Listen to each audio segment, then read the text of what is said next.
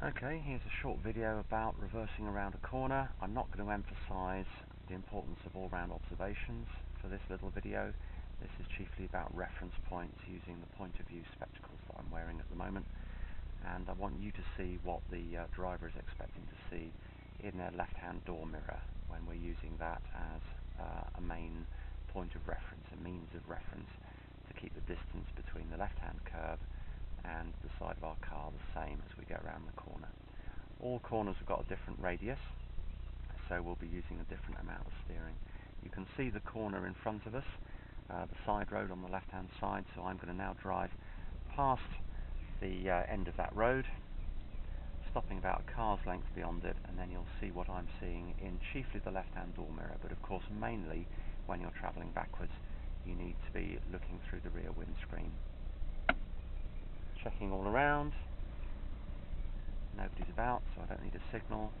Moving gently away from the curb, keeping the speed low, glancing into the side road as I go past it to see what obstructions there are, checking the centre mirror and the left mirror and slowing down, stopping about a car's length beyond that junction. You can see the straight curb in the mirror on my left hand side. Into reverse gear, it's a flat road so I don't need to apply the handbrake. Checking all around, reversing back in a straight line. As I say, at this point normally you'd be looking mainly through the rear windscreen. I'm doing that by moving my eyeballs around, but I'm keeping the camera pointed at the left hand external door mirror. When the first curbstone gets between the two door handles, that's the point at which to start steering, and I'd recommend putting on a quarter of an hour's steering to begin with. If the two door handles don't seem to be keeping the same distance from the curb, which they're not at the moment, put another quarter of an hour on.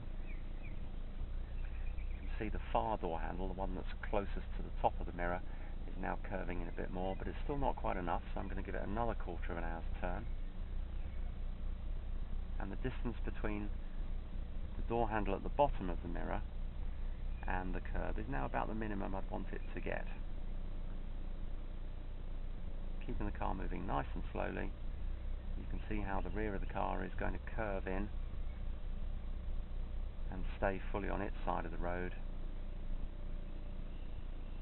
Giving it a little bit more steering now. That's about the fourth quarter of a turn. And now we've got just straight curb appearing in the mirror. Final curbstone is disappearing at the bottom. Starting to take off the steering, quarter of an hour at a time, so that those two door handles end up parallel to the curb, and we've still got at least half a drain's width between us and the left hand curb, which is what we've got there, and the steering wheel is now straight. We're moving back in a dead straight line, and we can tell that by looking at any reference point on the bonnet. It's going back completely straight now. It's not moving either. The reference point moving to the right, which means we've got steering on to the left, or moving to the left, which means we've got steering on to the right. We're just going back dead straight, and there's the half a drain's width visible in the mirror.